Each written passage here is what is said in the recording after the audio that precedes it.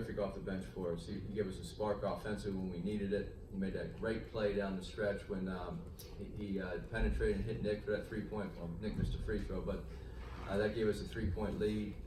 And he made a big three late in the game as well. So he's been playing 3 out of the last 4 games. He's been spectacular offensively for us. We need his speed. We need his creativity. He's got a big body.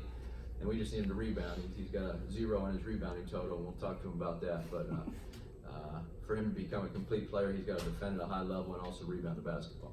How valuable is the stretch playing so many important possessions late in games, and how can that serve you in the big picture? We've had a lot of close games. And, the LSU game, TCU, Stanford, Oregon, this game, I can't remember what else, but those are all really good basketball teams, and so I think we're 4-1 in those games. And so it's credit to our players. We need to defend. You can get some stops. The Oregon game we could have won, but we took a 4-point lead with a minute 20 left and gave them 2 layups to tie the game. So that's unacceptable if you want to win a game on the road against Oregon. And so went to double overtime and they beat us. So tonight we got a stop, crucial stop down the stretch, and same thing with the other games. Coach, there was a 12-0 run, I think, in a 6-minute stretch. Obviously the offense is nice, but how much did the defense make the difference? Well, the defense won a game for us tonight to hold them to 32%. We only shot 37%.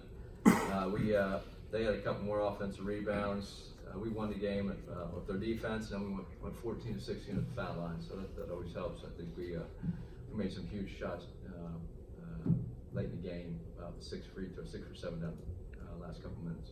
You mentioned the pattern of slow starts on offense the last couple of weeks. What do you think has been the reason? I don't know. We seem like we start better on the road offensively for some reason. It's unusual. You would think at home, but we missed so many easy shots. Tonight we started out the game. We called a couple plays. We didn't run anything for the first 3, but then we just jacking stuff up. And they were going under ball screens. Our guards were jacking shots up, contesting shots, and our bigs started missing layups. And then we got our big shooting jump shots. And you know, as a coach, it's on me. But I like to give my guys freedom to play. But if we have a couple play calls, you don't run the darn play for 3 or 4 possessions, and then I got to get someone else in the game who's going to run the play. So we have to do a better job of executing and being efficient right from the start. You know, these teams are too good to keep coming back like that in the first half. What does it say about your mental toughness, though, that I think Jonah and Big O both had 2 free throws down towards the end once you guys were just starting to take the lead? They hit both. I mean, what does that say just generally about them? Well, I think they've improved from the foul line. I think they've been in pressure situations now. And Jonah's shooting like 90% the last 10 games or 8 games. He's made some huge free throws. And we go back to the TCU game on the road when we had that lead, and missed 2 front ends of 1-on-ones, and Jonah he missed 2 in a row, and Jonah missed 2 front ends, and we almost lost the game because so they've come a long way, because now they step up to the line. When Jonah shoots, I think it's going in. Before when he shot, I never thought it was going in, especially late in the game.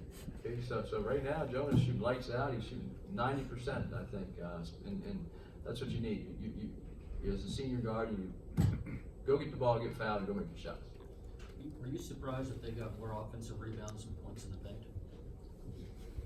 We had more points in the paint, 28-22, but they had 3 team rebounds. So yeah, they had 3 extra possessions on the offensive glass. They also had 3 more turnovers. So that kind of neutralized that. So I guess that was about even. But yeah, I thought they're actually a very good rebounding team. If you look at their statistics, we're number 1 in the conference in rebounding. But Utah was right there. So their big guys, I thought their big guys played really well. Brandon Carlson, I thought, had a terrific game. He was scoring in the paint. And then and Timmy Allen came and got a couple. So they're a good basketball team. They've proven that. Coach, you all had a moment of silence for Kobe Bryant. What do you make of teams around the country paying homage to him? Well, it's been a very difficult few days, I think, not only in Los Angeles, but around the country. I told this on the Fox right after. I coached against Kobe when I was assistant coach of the Boston Celtics when he was a young player, right when he got drafted his first few years in the league. And I just watched him because he was young, he was getting better. And what the most impressive thing to me was his dedication and his work